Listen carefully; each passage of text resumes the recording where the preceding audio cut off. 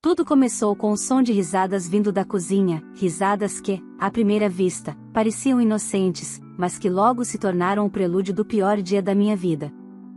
Fui até a casa dos meus pais acreditando que seria um fim de semana de celebração em família, mas voltei carregando uma dor que nenhuma mãe deveria sentir. O que eles fizeram com a minha filha foi cruel, frio e planejado. Em questão de minutos, destruíram a inocência de uma criança e me mostraram que o verdadeiro perigo pode vir de quem diz amar. A partir dali, eu jurei que transformaria cada lágrima em força e que a justiça seria feita, custasse o que custasse. Olá, seja bem-vindo ao canal Histórias Surpreendentes, curta e se inscreva nesse canal, aproveite e ative as notificações. Comente aqui de qual cidade você está assistindo, vou adorar saber e deixar um coração no seu comentário. O som de risadas vindo da cozinha me fez parar no meio da escada. Era um riso estranho, contido, satisfeito, como se algo perverso tivesse acabado de acontecer. Eu não imaginava que, naquele instante, o que restava da minha confiança seria destruído. Tínhamos viajado horas para participar do aniversário da minha sobrinha. Minha filha, exausta da viagem, adormeceu no quarto de hóspedes. Eu, como sempre, tentava manter a paz entre minha família e meus pais, que nunca fizeram questão de esconder a diferença de tratamento entre as netas. Desci para ajudar com os preparativos e encontrei meus pais brindando com taças de cristal, os olhos brilhando de uma alegria que me pareceu fora de lugar. Finalmente ela vai aprender onde é o lugar dela, ouvi meu pai dizer, erguendo a taça. Era preciso, completou minha mãe, com aquele sorriso frio que sempre me deixava desconfortável. Não entendi. Perguntei o que estavam comemorando, e ela apenas respondeu, vai ver por si mesma. Subi correndo as escadas, o coração apertado sem saber por quê. Quando abri a porta do quarto, o mundo pareceu desabar. O cabelo da minha filha, aquele cabelo comprido e cacheado que ela tanto amava, estava espalhado sobre o travesseiro e o chão. Ele havia sido cortado de forma irregular, quase até o couro cabeludo em algumas partes. Ao lado, uma tesoura ainda aberta. Minha filha acordou assustada com meu grito, levando as mãos à cabeça, sem entender o que tinha acontecido. Mamãe, o que fizeram comigo? Ela chorava, olhando o próprio reflexo no espelho. Não consegui responder. Apenas a abracei, sentindo meu corpo tremer de raiva e incredulidade. Desci com ela no colo e encontrei meus pais sentados, serenos, como se nada tivesse acontecido. Foi só um corte de cabelo, disse minha mãe, com desdém. Crianças se recuperam rápido. Você enlouqueceu? Gritei, incapaz de conter a revolta. Ela é uma criança. Uma criança que precisava aprender que não é o centro das atenções, respondeu, sem levantar a voz. Meu pai se levantou, com a calma de quem tem prazer em ver a dor alheia. Sempre foi assim com você. Agora, sua filha repete os mesmos erros. É vaidosa, exibida, acha que todos devem olhá-la. Hoje é o dia da outra neta brilhar. Minha filha soluçava, escondendo o rosto no meu peito. Eu não acreditava no que ouvia. Eles haviam esperado eu sair do quarto para se vingarem de uma criança, por pura inveja, por orgulho doentio. Quando pensei que nada poderia piorar, percebi que haviam feito mais. As roupas da minha filha, que estavam cuidadosamente dobradas para a festa, estavam rasgadas e sujas de tinta. O vestido novo, que ela tinha escolhido com tanto entusiasmo, estava arruinado. Agora ela combina com o que é, disse minha mãe, rindo baixo. Simples, apagada. A festa começou minutos depois, como se nada tivesse acontecido. Eu me tranquei no quarto com minha filha, tentando acalmá-la, tentando entender como duas pessoas que deveriam amar incondicionalmente conseguiram agir com tanta crueldade. A partir daquele dia, algo mudou dentro de mim. A filha submissa, que buscava a aprovação dos pais, morreu ali. No lugar, nasceu uma mulher que jurou nunca mais se calar. Eles haviam destruído a inocência da minha filha por prazer, e eu sabia que o destino encontraria um modo de fazer com que eles pagassem por cada lágrima derramada. A vingança não começou com gritos, mas com silêncio. Um silêncio que guardava algo muito maior que ódio, guardava um plano. Naquela noite, o espelho do quarto se tornou meu maior inimigo. Minha filha se olhava chorando, tentando entender por que alguém que deveria amá-la teria feito aquilo. Eu tentava encontrar respostas que não existiam. Como explicar a uma criança que o mal, às vezes, veste o rosto da própria família? Ela segurava os fios de cabelo cortados, as mãos trêmulas, como se segurasse pedaços da própria inocência. Eu não quero que ninguém me veja assim, mamãe. As palavras dela me atravessaram. Ela, que adorava dançar, cantar, correr, agora se escondia atrás de um travesseiro. Descia as escadas com o coração em pedaços. Meus pais estavam na sala, conversando como se nada tivesse acontecido. Na mesa, o bolo já estava decorado, os balões enchiam o ambiente e as vozes de convidados começavam a surgir do lado de fora. Vocês ultrapassaram todos os limites, disse, tentando conter o choro. Meu pai nem olhou para mim. O limite foi você quem cruzou quando começou a criar sua filha como se fosse melhor do que os outros. Ela só é uma criança feliz. Respondi. Feliz demais, talvez, ironizou minha mãe. Sempre achamos que a felicidade dela era provocação. Foi então que percebi, aquilo não era um impulso. Era algo planejado. Uma espécie de punição cuidadosamente calculada. Eles queriam ver a dor, queriam assistir à humilhação. Não vamos mais ficar aqui, anunciei, pegando a bolsa. Vá, se quiser, disse meu pai, com frieza. Mas saiba que está se afastando da única família que tem. Olhei para ele e percebi que não havia família alguma. Só aparência, só máscaras. Peguei minha filha nos braços e saí. O ar frio do lado de fora parecia me devolver um pouco de controle. O caminho de volta foi silencioso. Minha filha adormeceu no banco de trás, os olhos ainda inchados de tanto chorar. Quando chegamos em casa, ela correu para o quarto e se trancou. Fiquei na sala, parada, olhando o vazio. Eu sabia que aquele trauma deixaria marcas profundas. E, por mais que eu quisesse protegê-la, parte do estrago já estava feito. Nos dias seguintes, os telefonemas começaram. Meus pais me acusavam de dramatizar, diziam que eu estava envergonhando a família ao inventar mentiras. Minha mãe chegou a insinuar que o corte de cabelo fora apenas uma brincadeira que eu transformei em tragédia. As palavras deles, como sempre, eram veneno disfarçado de racionalidade. Minha filha se recusava a sair de casa. Evitava o espelho. Dizia que não queria ir à escola até o cabelo crescer. Eu tentei de tudo, laços, lenços, palavras doces, mas nada conseguia esconder a ferida invisível que eles haviam deixado. Foi nesse período que algo começou a mudar dentro de mim. A mulher que sempre se calou diante das humilhações da família começou a desaparecer.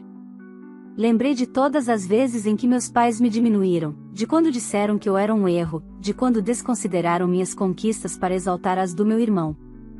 Percebi que eu vinha aceitando aquele ciclo há anos. E agora, ao ver minha filha sofrer o mesmo, entendi que era o momento de romper. Decidi buscar ajuda profissional. Levei minha filha a uma psicóloga infantil, que confirmou o que eu já temia: o trauma poderia gerar insegurança e ansiedade permanente se não fosse tratado com cuidado. Ouvindo isso, uma sensação de impotência me tomou, mas também um impulso novo, a necessidade de justiça.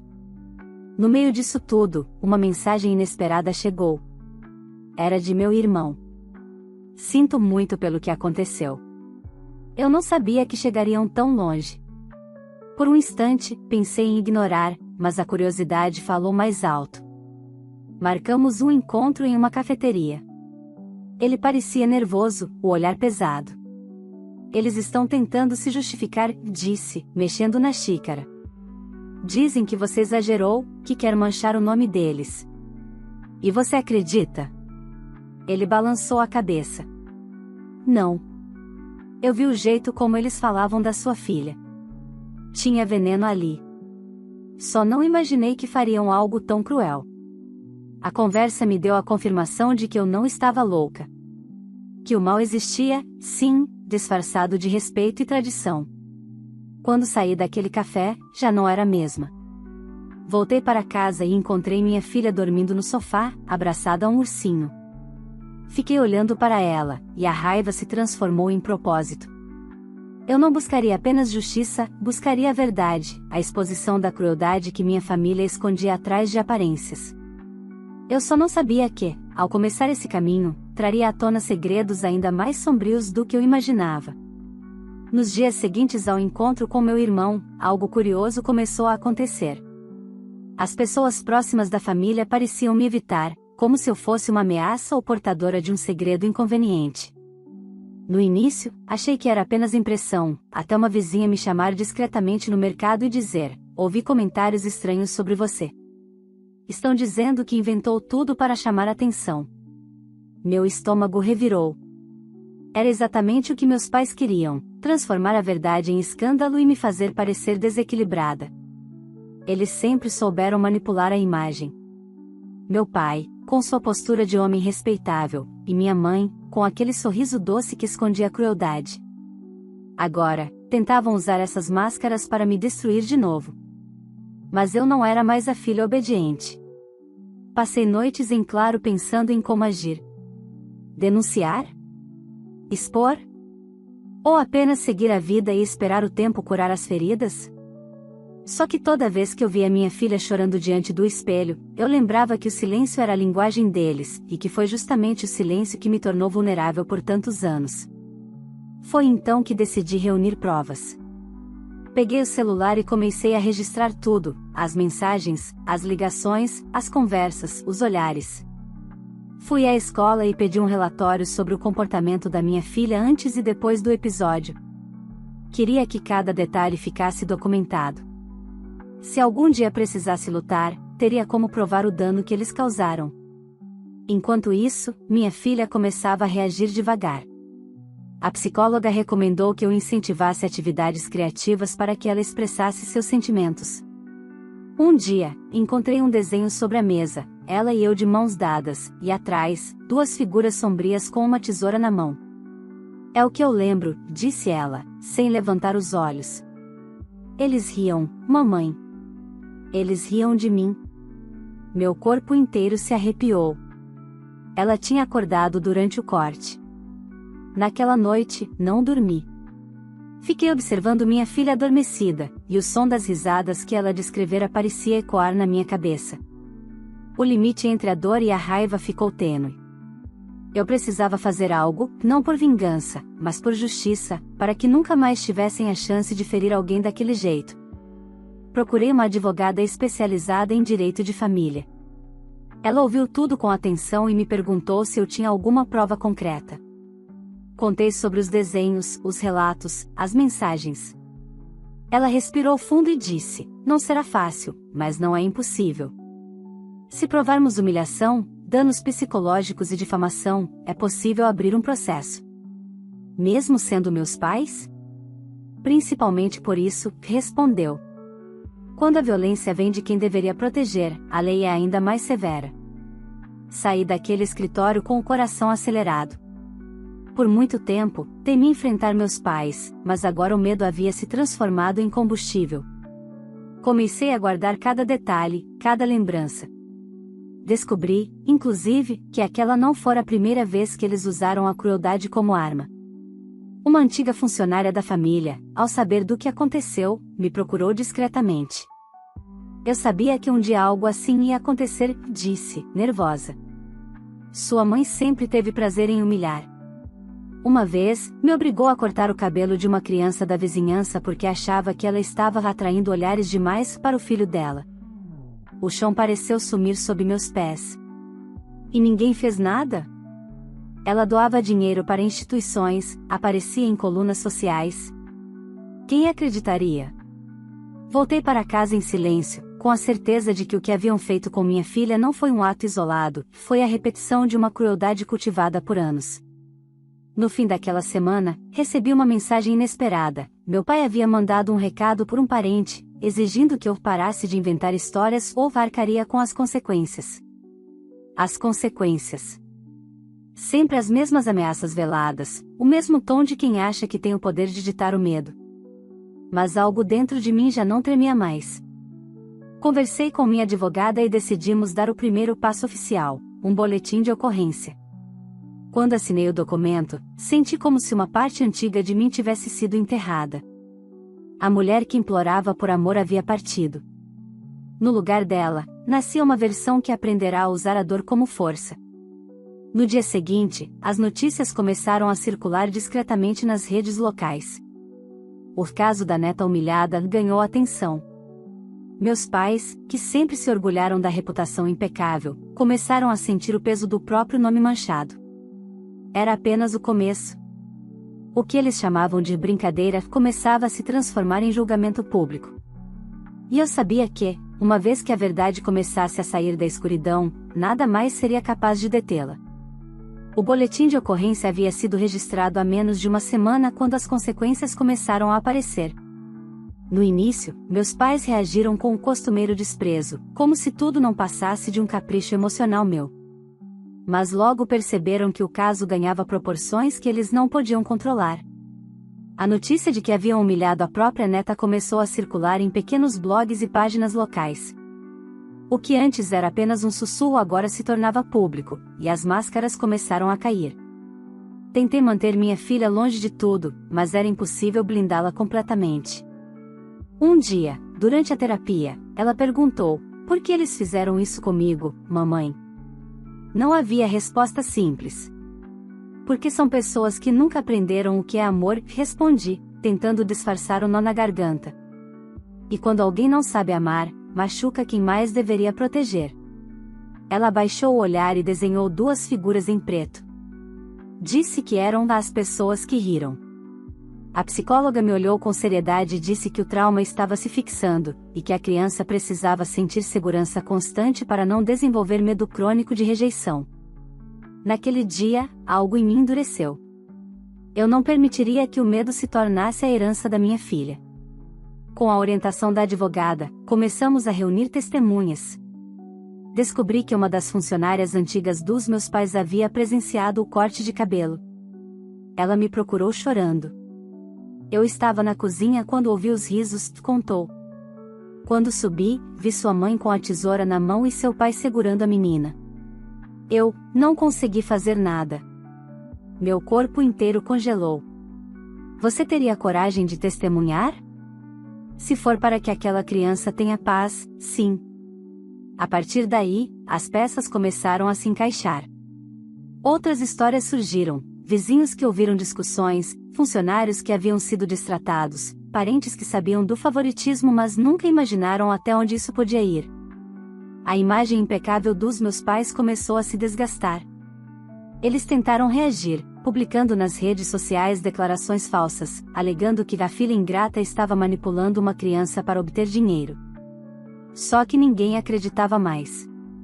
O tempo em que bastava um discurso elegante para esconder a verdade havia acabado.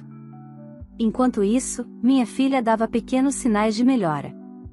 Voltou à escola usando um lenço colorido na cabeça, presente da terapeuta. Os colegas estranharam, mas ela enfrentou o olhar de todos com uma coragem que me emocionou. Quando perguntei se estava tudo bem, ela respondeu: "Se eu me esconder, eles vencem." Aquelas palavras, ditas por uma criança de 6 anos, me deram forças que eu nem sabia que tinha. As audiências preliminares começaram, e meus pais foram convocados a depor. Eles chegaram com o mesmo ar altivo de sempre, bem vestidos, fingindo indignação. O advogado deles tentou desqualificar meu depoimento, dizendo que tudo não passava de conflito familiar comum. Mas a juíza, ao ver as fotos do cabelo cortado, as roupas rasgadas e ouvir o relato da funcionária, interrompeu a audiência. "O que vocês chamam de brincadeira é humilhação psicológica contra uma criança. E isso é crime."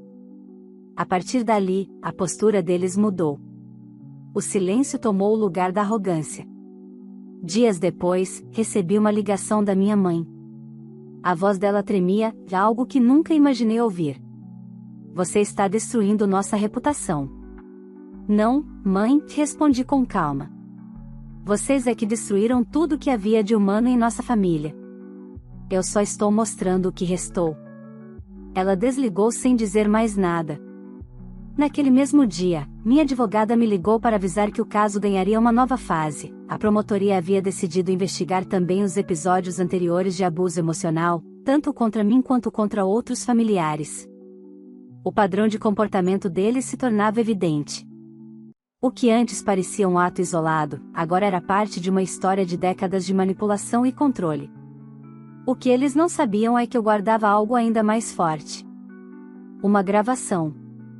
No dia da festa, quando desci as escadas antes de descobrir o que haviam feito, deixei o celular sobre o balcão com o gravador ligado, com um hábito inconsciente, já que costumava registrar ideias de trabalho. O aparelho captou parte da conversa deles, as risadas, as palavras, a frase que jamais esqueci: finalmente ela vai aprender a não se achar melhor que a outra. Enviei o áudio à promotora. Silêncio do outro lado da linha. Isso muda tudo, ela disse. Agora não há apenas indícios. Há prova. Quando desliguei, percebi que, pela primeira vez em muito tempo, eu respirava sem medo. A justiça estava apenas começando, e, dessa vez, não seria eu quem ficaria calada. A gravação se tornou o estopim de tudo. Até então, meus pais ainda conseguiam sustentar uma versão de vítimas difamadas. Mas o áudio, curto, nítido e cruel, desmoronou o castelo de aparências que haviam erguido por anos. Nele, a voz do meu pai era clara, firme, repleta de desprezo: finalmente ela vai aprender a não se achar melhor que a outra. E, ao fundo, o riso satisfeito da minha mãe. Quando a promotoria anexou a prova ao processo, o caso deixou de ser apenas familiar e se tornou público. Programas locais comentavam a história, psicólogos falavam sobre o impacto da humilhação infantil, e colunas de opinião debatiam como o orgulho e a inveja podiam se disfarçar de amor. Meus pais, que sempre buscaram reconhecimento social, agora o tinham, mas por razões opostas às que desejavam. A cada nova audiência, o semblante deles se desfazia um pouco mais. O olhar altivo deu lugar a uma rigidez tensa, e o silêncio se tornou a única estratégia possível. O advogado insistia em minimizar o ocorrido, chamando-o de ato impensado, mas a juíza não parecia disposta a aceitar essa narrativa. Quando a crueldade é planejada, deixa de ser erro, disse ela em tom firme. E, neste caso, o planejamento é evidente. Assisti à cena com o coração apertado. Não por piedade, mas por incredulidade. Aquelas duas pessoas que me ensinaram o que era certo e errado estavam ali, incapazes de enxergar o próprio abismo. Enquanto isso, minha filha começava a reencontrar a vida. A escola organizou uma pequena exposição de desenhos, e o dela chamou a atenção de todos: duas árvores, uma cheia de folhas e outra seca, com raízes entrelaçadas. No canto, uma frase que ela mesma escreveu com letras trêmulas: uma cresce mesmo quando a outra tenta apagar o sol. Chorei em silêncio diante daquele papel. Ela estava aprendendo a transformar dor em força, algo que levei uma vida inteira para conseguir. Mas o caminho ainda era árduo. Com a repercussão do caso, recebi ameaças anônimas e mensagens de familiares distantes pedindo que eu pensasse bem antes de arruinar o nome da família. Meu irmão foi pressionado a recuar, mas permaneceu ao meu lado, dizendo: eles sempre viveram de imagem. Agora estão provando o gosto do próprio veneno. Certa noite, recebi um envelope sem remetente. Dentro, havia uma carta escrita pela mão trêmula do meu pai. Você venceu, mas destruiu a própria origem. Nenhum tribunal pode apagar o sangue que nos une. Li aquelas palavras repetidas vezes. Ele ainda acreditava que laços de sangue justificavam tudo. Rasguei o papel e deixei as tiras caírem na pia. Laços não significam amor, murmurei para mim mesma. E sangue nenhum apaga o que fizeram. Nas semanas seguintes, a promotoria apresentou o relatório psicológico da minha filha, que comprovava sequelas emocionais, pesadelos recorrentes, ansiedade, medo de espelhos. O perito foi categórico ao afirmar que a humilhação havia deixado marcas equivalentes às de um trauma físico. A juíza ouviu tudo em silêncio, tomando notas. Quando chegou minha vez de falar, contei como minha filha se recusava a tirar fotos, como chorava sempre que via uma tesoura, como me pedia para prometer que nunca mais deixaríamos ninguém tocar no cabelo dela. A sala ficou em silêncio absoluto. Até o advogado de defesa desviou o olhar. Ao sair do tribunal naquele dia, a imprensa estava na porta. Uma repórter se aproximou, microfone em mãos. O que a senhora sente diante de tudo isso? Respondi sem hesitar: sinto que minha filha foi ferida por quem devia amá-la. E que ninguém, em nenhum lugar, deve achar que isso pode ser escondido. A entrevista repercutiu. Recebi mensagens de mães, professoras e mulheres que reconheceram em minha história fragmentos das próprias dores. Pela primeira vez, percebi que o que aconteceu conosco não era apenas pessoal, era parte de um padrão silencioso que muitas famílias carregam. E talvez nossa exposição pudesse impedir outras crianças de passarem pelo mesmo. Mas, apesar de toda a movimentação, ainda havia algo que me tirava o sono. O julgamento final se aproximava, e eu não sabia se a justiça seria capaz de compreender a profundidade da crueldade que meus pais cometeram. Eles não haviam apenas cortado o cabelo de uma criança. Haviam tentado arrancar dela a autoestima, a alegria, o direito de existir sem vergonha. Na véspera da sentença, sentei-me ao lado da cama da minha filha. Ela dormia serena, o cabelo começando a crescer, formando pequenos cachos rebeldes que tocavam o travesseiro. Passei a mão sobre sua cabeça e sussurrei: amanhã tudo muda, meu amor. Seja qual for o resultado, a verdade já está do nosso lado. Eu não sabia, mas estava prestes a descobrir que a justiça, às vezes, vai além das paredes de um tribunal. E que certas vitórias, mesmo silenciosas, ecoam por gerações inteiras. O dia da sentença amanheceu com um silêncio estranho, denso, como se o ar carregasse o peso de tudo o que havia acontecido. Eu acordei antes do sol, sentei na beira da cama e fiquei observando minha filha dormir. O cabelo começava a se encorpar novamente, e os pequenos fios rebeldes que nasciam eram, para mim, o maior símbolo de resistência. Aquilo que tentaram apagar estava renascendo, fio por fio, sem pedir permissão. No tribunal, o clima era tenso. Meus pais estavam sentados lado a lado, com o mesmo ar frio que sempre usaram para se proteger. Evitavam olhar para mim, como se o simples ato de me reconhecer fosse admitir a própria culpa.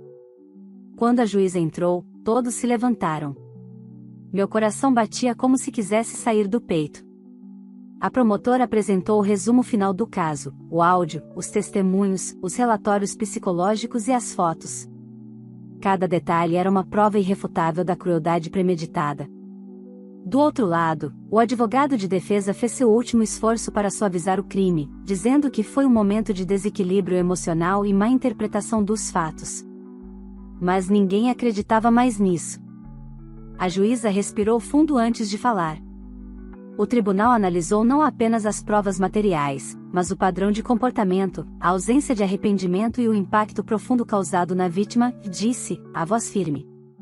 O que se viu aqui foi uma tentativa deliberada de destruir a dignidade de uma criança. E isso é inaceitável. Um murmúrio percorreu a sala. Ela continuou: condena os réus por humilhação psicológica agravada, abuso moral contra menor e difamação pública. As penas serão cumpridas em regime fechado, com possibilidade de revisão apenas após 2/3 do cumprimento. Por um momento, não consegui me mover. Era como se o tempo tivesse parado. Meus pais permaneceram imóveis, mas vi o olhar do meu pai vacilar, a primeira rachadura em décadas de arrogância. Minha mãe, por outro lado, apenas abaixou a cabeça, talvez mais envergonhada pela exposição do que pelo crime em si. Quando a juíza se levantou, o som do martelo ecoou como um ponto final em uma história que me dilacerou, mas também me libertou. Saí do tribunal em silêncio. O sol batia forte, e pela primeira vez em muito tempo, senti o calor não como ameaça, mas como promessa. Os meses seguintes foram de reconstrução. A imprensa perdeu o interesse, e o caso foi sendo substituído por novas tragédias.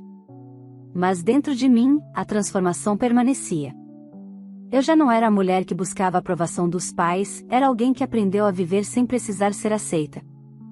A indenização judicial foi usada para o tratamento psicológico da minha filha, para a sua escola e, principalmente, para um recomeço longe das sombras daquela família. Com o tempo, ela voltou a sorrir de verdade. Pintava quadros, escrevia pequenos textos e adorava amarrar fitas coloridas no cabelo, como se cada uma fosse um lembrete de que nada, nem mesmo a crueldade, poderia apagar sua essência. Um dia, enquanto brincava no quintal, me chamou: "Mamãe, olha o vento." Gritava, girando com os braços abertos, o cabelo curto balançando. Ele faz tudo dançar. Sorri, e por um instante, vi naqueles movimentos a liberdade que tanto busquei. Algumas noites, ainda acordo com lembranças daquele dia, o som das risadas, o corte, o espelho. Mas agora, quando esses fantasmas me visitam, lembro que não sou mais refém deles. A justiça foi feita, mas o que realmente nos curou foi o amor que sobreviveu ao ódio. Certa tarde, recebi uma carta anônima no correio. Dentro, apenas uma frase escrita à mão: "Você destruiu nossa imagem, mas nunca será uma de nós." Reconheci a caligrafia da minha mãe. Senti um leve arrepio, depois um estranho alívio. Peguei um fósforo e queimei o papel, observando as chamas consumirem as palavras. Quando o último traço desapareceu, percebi que, pela primeira vez, o passado não me doía mais. Meses depois, durante uma reunião na escola, a professora me mostrou um trabalho da minha filha. O tema era minha maior inspiração. Ela havia desenhado duas figuras de mãos dadas e escrito: "Minha mãe me ensinou que a coragem é o que cresce quando o amor é podado." As lágrimas vieram sem aviso. Aquela frase era tudo, um resumo do que fomos, do que passamos e do que nos tornamos. Hoje, quando olho para trás, não sinto raiva. Sinto apenas a certeza de que sobreviver é a forma mais bonita de vingança. Eles tentaram apagar a luz da minha filha, mas acabaram revelando o quanto ela brilha. E, no fim, o que eles chamaram de destruição foi, na verdade, o começo da nossa liberdade. Se essa história tocou o seu coração, deixe o seu like e inscreva-se no canal para acompanhar outras histórias como essa, cheias de emoção, coragem e reviravoltas reais da vida. Compartilhe este vídeo com alguém que precisa ouvir que a justiça existe, e que o amor verdadeiro sempre vence, mesmo depois das piores feridas. Agora me diga aqui nos comentários, você teria tido a mesma coragem que essa mãe teve? Enfrentaria tudo e todos para proteger seu filho, mesmo que isso significasse se voltar contra a própria família? Quero muito saber o que você faria no lugar dela. E me conta também de qual cidade você está assistindo este vídeo. Eu adoro ver até onde nossas histórias chegam e prometo deixar um coração nos comentários de quem participar. Sua interação é o que faz esse canal crescer e continuar contando histórias que falam de dor, superação e esperança. Então, curta, comente, compartilhe e não se esqueça de ativar o sininho, porque a próxima história pode ser ainda mais surpreendente do que essa.